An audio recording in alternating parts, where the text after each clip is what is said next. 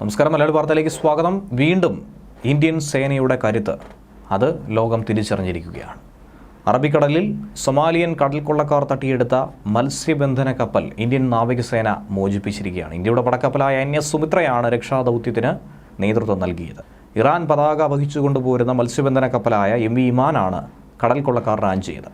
കൊച്ചിയിൽ നിന്നും 700 nautical mile അകലെയാണ് ഈ സംഭവം നടന്നത്. കപ്പലിൽ നിന്നും അപായ സന്ദേശം വളരെ വേഗത്തിൽ കിട്ടിയ ശേഷം ഇന്ത്യൻ യുദ്ധക്കപ്പലായ NS സുമിത്ര കടൽക്കൊള്ളക്കാർക്ക് ആദ്യ മുന്നറിയിപ്പ് നൽകി. സൊമാലിയയുടെ കിഴക്കൻ തീരം, ഏതൻ കടലിടുക്ക് എന്നിവിടങ്ങളിലെ ഓപ്പറേഷന്റെ ഭാഗമായിട്ടാണ് ഇറാനിയൻ മത്സ്യബന്ധന കപ്പലായ ഇമാനെ ഇന്ത്യ രക്ഷിച്ചെടുത്തത്. കപ്പൽ ജീവനക്കാരെ കടൽക്കൊള്ളക്കാർ ബന്ദികളാക്കി വെച്ചിരിക്കുകയായിരുന്നുവെന്ന സന്ദേശമാണ് ആദ്യം കിട്ടിയത്. അപ്പോൾ തന്നെ INS സുമിത്ര സ്ഥലത്തെത്തുകയും ഇടപെടൽ കൃത്യമായി തന്നെ നടത്തുകയും ചെയ്തു.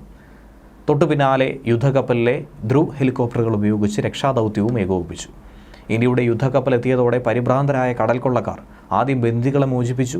വൈകാതെ തന്നെ കൊള്ളക്കാർ കപ്പലും വിട്ടുപോയതായി നാവികസേന തന്നെ വ്യക്തമാക്കി. കപ്പലിലെ 17 ജീവനക്കാരും നിലവിൽ സുരക്ഷിതരാണെന്ന് വ്യക്തമായിട്ടുണ്ട്. കടൽക്കൊള്ളക്കാർ കപ്പൽ വിട്ടതായും X പ്ലാറ്റ്ഫോമിലൂടെ നാവികസേന വ്യക്തമാക്കുന്നു.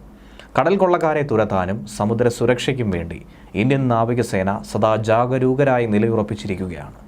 മത്സ്യബന്ധന ബോട്ട് ജീവനക്കാരെ കടൽക്കൊള്ളക്കാർ ബന്ദികളാക്കിയിരിക്കുകയാണെന്ന് നാവികസേനാ വക്താവ് വിവേക് മധ്വാൾ ആദ്യം തന്നെ വ്യക്തമാക്കിയിരുന്നു. അതിനുശേഷമാണ് ഈ നീക്കം ഏകോപിപ്പിച്ചത്.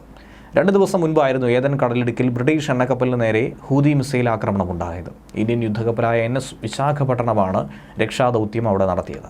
മേഖലയിൽ കടൽക്കൊള്ളക്കാരുടെയും ഹൂതി വിമതരുടെയും ഭീഷണി വർദ്ധിച്ചു വരുന്ന സാഹചര്യത്തിൽ ഇന്ത്യ സുരക്ഷയും നിരീക്ഷണവും ഒരുപോലെ തന്നെ ശക്തമാക്കുകയാണ്.